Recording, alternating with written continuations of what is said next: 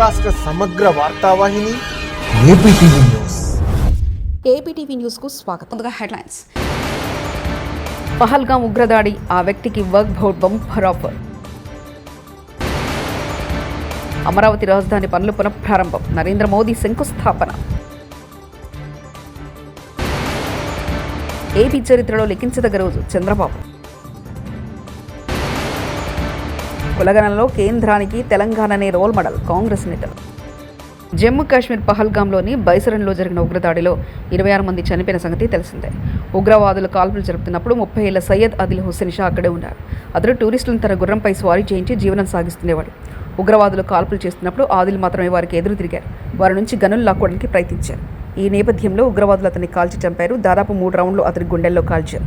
ఆదిల్ అక్కడక్కడే చనిపోయారు. కేరళలో 8,900 కోట్ల విలువ గల వింజిమ్జిమ్ అంతర్జాతీయ డీప్ వాటర్ బహుళార్థ సాధక ఓడరేవు నేడు ప్రతిష్టాత్మకంగా ప్రారంభించి దేశానికి అంకితం చేయనున్న ప్రధాని నరేంద్ర మోదీ. వేద మంత్రాలు, ప్రత్యేక ఆచారాలు, శివనామస్మరణల మధ్య తెచ్చుకున్న కేదార్నాథ్ ఆలయం.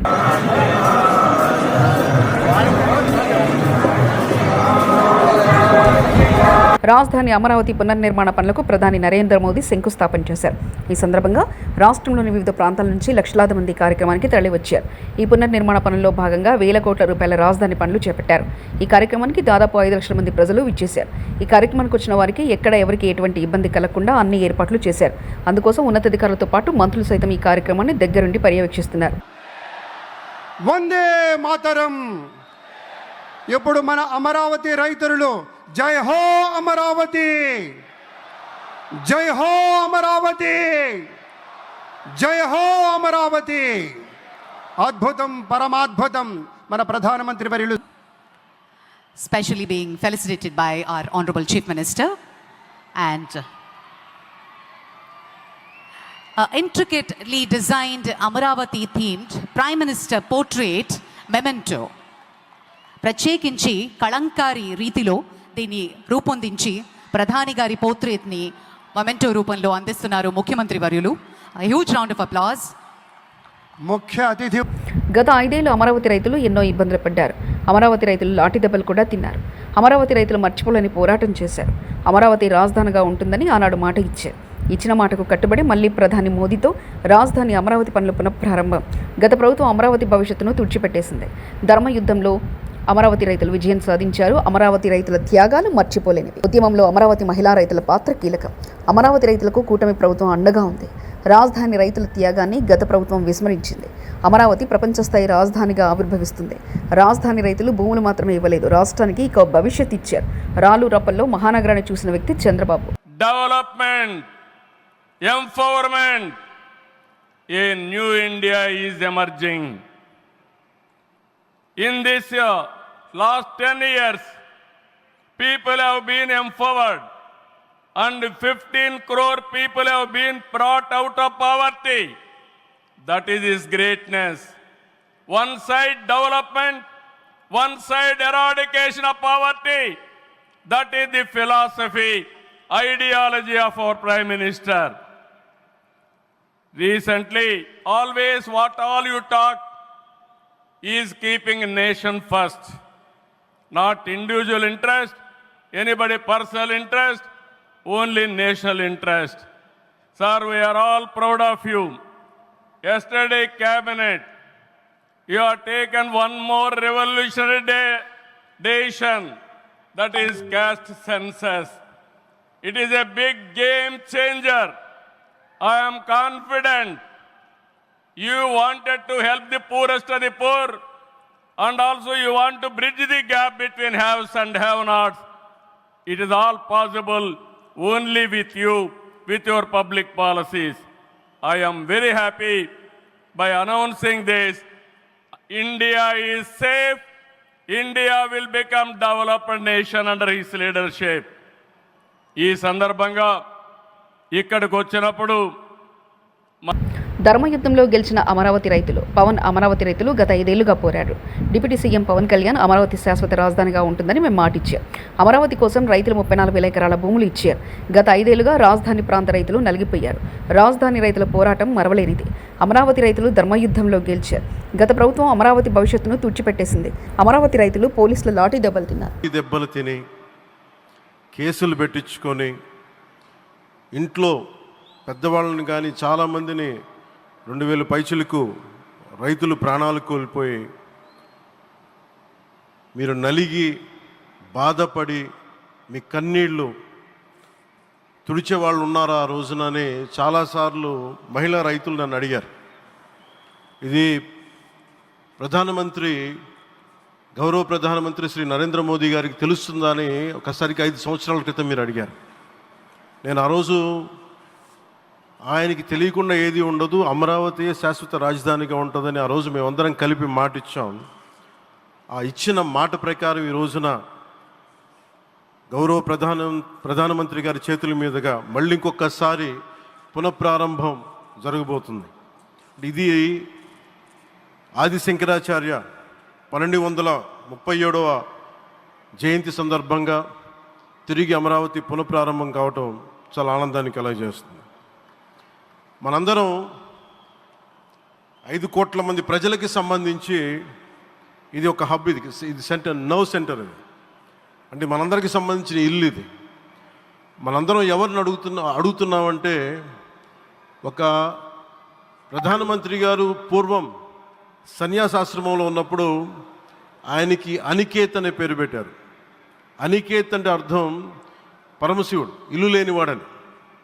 అలాంటి ఇల్లు లేనివాడు, కుటుంబం లేనివాడు 5 కోట్ల మంది కుటుంబాలకు, 5 కోట్ల మంది ప్రజల కోసం, ఎన్ని కోట్ల కుటుంబాల కోసం మనందరికీ రాజధానిలో ఒక నగరం నిర్మించడానికి, ఇల్లు నిర్మించుకోవడానికి ఇల్లు లేకుండా 140 కోట్ల మంది ప్రజల బాధ్యత తీసుకొని కశ్మీర్ నుంచి కన్యాకుమారి వరకు, అక్కడ కామాఖ్య నుంచి ద్వారకా వరకు ప్రపంచమే, మన దేశమే తన కుటుంబంగా చేసుకుంటూ ఈ భారతదేశమే తన ఇల్లుగా చేసుకొని తిరిగి పునఃప్రారంభానికి విచ్చేసిన గౌరవ ప్రధానమంత్రి శ్రీ నరేంద్ర మోదీ గారికి మనస్ఫూర్తిగా మన అందరి తరపున, ఆంధ్రప్రదేశ్ ప్రజలందరి తరపున, అమరావతి రైతాంగం తరపున, ఆడపడుచుల తరపున వారికి చేతులెత్తి హృదయపూర్వక నమస్కారాలు తెలియజేస్తున్నాను.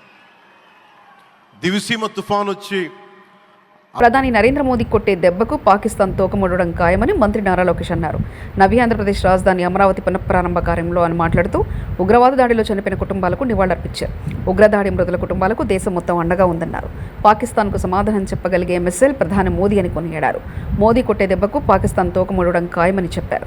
100 పాకిస్తాన్లు వచ్చినా భారత్ను ఏం చేయలేవని లోకేష్ అన్నారు. ప్రాణాలు సైతం లెక్క చేయకుండా అమరావతి కోసం పోరాడిన రైతులకు, ప్రజలకు నా హృదయపూర్వక నమస్కారాలు.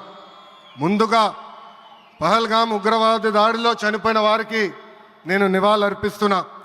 ఉగ్రవాదుల దాడిలో చనిపోయిన వారి కుటుంబానికి దేశం మొత్తం అండగా నిలబడుతుంది.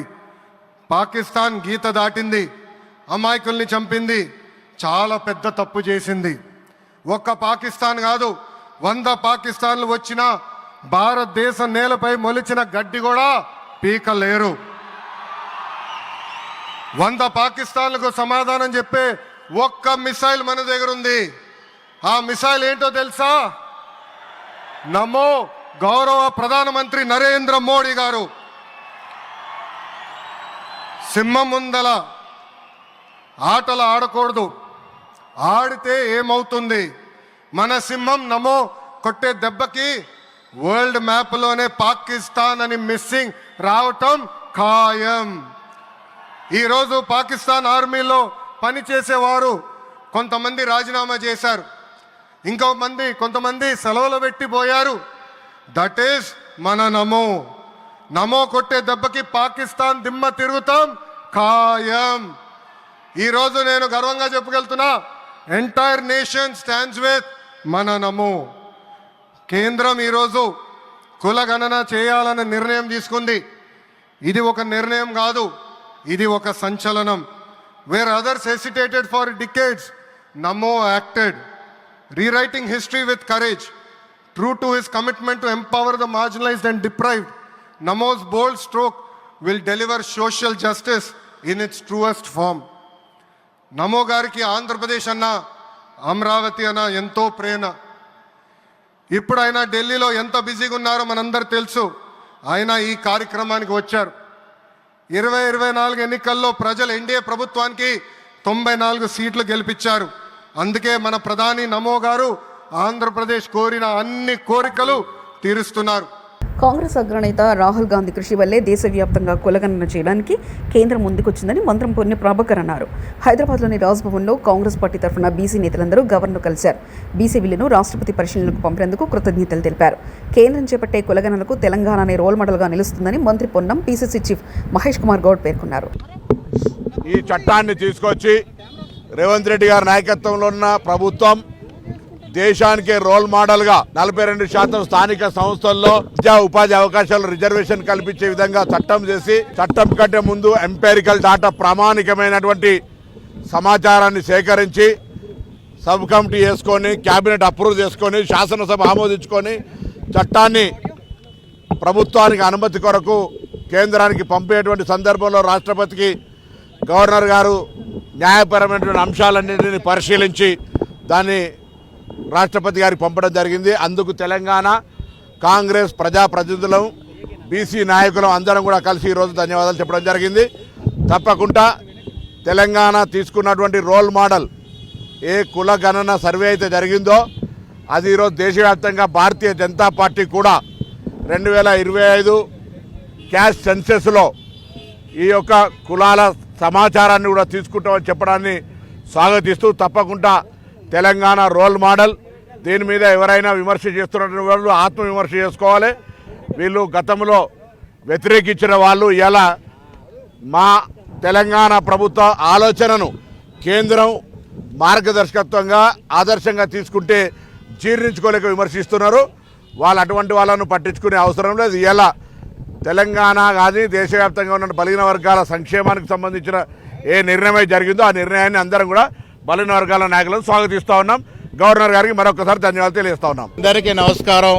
రాహుల్ గాంధీ గారి యొక్క ఆశయాన్ని పరిపూర్ణంగా అమలు చేసినటువంటి ప్రభుత్వం తెలంగాణలో ఉన్నటువంటి కాంగ్రెస్ ప్రభుత్వం. ముఖ్యమంత్రి రేవంత్ రెడ్డి గారి సారథ్యంలో మేము గతంలో ఎన్నికల ముందు కామారెడ్డిలో నేను ప్రవేశపెట్టిన డిక్లరేషన్లో భాగంగా బంగ్లా నుండి ముస్లింలు బీహార్లోకి వస్తే వాళ్ళ పిల్లలు తెలంగాణలోకి వచ్చి మదర్సాలో చదువుతున్నారంటూ బీజేపీ ఎంపీ రఘునందన్ రావు వ్యాఖ్యానించారు. జరుగుతుందనేటువంటి విషయంలో విచారణ జరిపినప్పుడు మొత్తం తెలంగాణ కాదు దేశం మొత్తం ఆశ్చర్యపోల్సినటువంటి విషయాలు ఉన్నాయి. అక్కడ ఆ మదర్సాలో 70 మంది విద్యార్థులు చదువుకుంటున్నారు.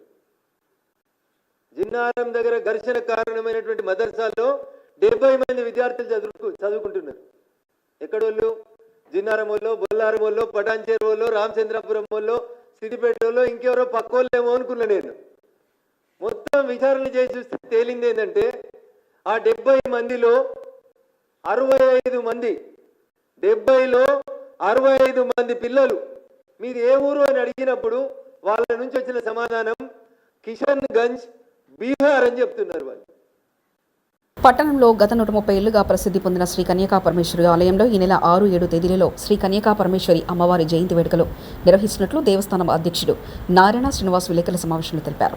ఈ ఉత్సవాలకు కర్నూలు చెందిన రాజ్యసభ మాజీ సభ్యుడు, మాజీ మంత్రి కర్నూలుకు చెందిన టీజే వెంకటేష్, రాష్ట్ర ఎంఎస్ఎంఈ సర్ఫ్ మంత్రి కొండపల్లి శ్రీనివాస్, ఎమ్మెల్యే పూసపాటి అతిథి విజయలక్ష్మి గజపతిరాజు విచ్చేస్తారని తెలిపారు. ఉత్సవాల సందర్భంగా నిర్వహించే కార్యక్రమాలు తెలిపారు. ఈ మేరకు సభ్యులతో కలిసి కరపత్రాలు ఆవిష్కరించారు. నిర్వహించడానికి తలపెట్టాము. ఈ మన దేవస్థానం నుంచి కూడా ఈ పూజా కార్యక్రమాలు, ఉత్సవాలే కాకుండా అనేక సేవా కార్యక్రమాలు కూడా రోజు నిత్యాన్న ప్రసాదం కానీ, అలాగే ఫ్రీ హాస్టల్ స్టూడెంట్స్ కానీ, కళ్యాణ మండపం కానీ అనేక సేవా కార్యక్రమాలు దేవస్థానం నుంచి జరుగుతుంటాయి. అదే ఇప్పుడు ఉత్సవాల రూపంలో ఇక్కడ అమ్మవారికి ఇటు అటు ఉపాలయాల్లో కృష్ణుడి ఆలయం ధనుర్మాసంలో చాలా అద్భుతంగా ఉత్సవాలు జరుగుతాయి.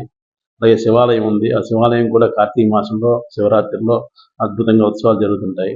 మన కన్యకా పరమేశ్వరి అమ్మవారికి శ్రావణ మాసం ఉత్సవాలు, అలాగే దసరా నవరాత్రులు, మళ్ళీ అమ్మవారి జయంతి ఉత్సవాలు, మళ్ళీ ఆత్మార్పణ దినం, ఇవన్నీ కూడా అద్భుతంగా జరుగుతాయి. ప్రతి సంవత్సరం కూడా అలాగే ముందు గొప్ప కార్యక్రమాలు అమ్మవారికి బంగారు చీరం చేయించడం జరిగింది. 3.5 కేజీలతో బంగారం చీర చేయించడం, ఊర్లో భక్తులందరూ కలిసి ధర్మకర్తలందరూ కలిసి అది చేయించడం జరిగింది 2008లో. అలాగే 2016లో కూడా వజ్ర కిరీటం చేయించడం జరిగింది అమ్మవారికి భక్తులందరి సహకారంతో, ధర్మకర్తలతో. ఈ దేవస్థానం గౌరవ అధ్యక్షుడు కొలగట్ల వీరభద్రస్వామి గారి ఆధ్వర్యంలో కూడా ఇవన్నీ జరుగుతుంటాయి. వారి సూచన మేరగా కూడా అన్ని జరుగుతుంటాయి. అదేవిధంగా ఈ జయంత్యోత్సవాలకు కూడా ప్రత్యేకంగా ఈ 6-7 తేదీల్లో, మే 6-7 తేదీల్లో 6వ తేదీ సాయంత్రం కలశ పూజ 108 కలశాలతో పూజ చేయడం జరుగుతుంది. పహల్గాం ఉగ్రదాడి, ఆ వ్యక్తికి work board bumper offer. Amaravati రాజధాని పనులు పునఃప్రారంభం, నరేంద్ర మోదీ శంకుస్థాపన. ఏపీ చరిత్రలో లిఖించదగ్గ రోజు చంద్రబాబు. కులగణంలో కేంద్రానికి తెలంగాణనే రోల్ మోడల్, కాంగ్రెస్ నేతలు. ఇవి బులెటిన్ విశేషాలు. చూస్తూనే ఉండండి ఏపీటీవీ న్యూస్.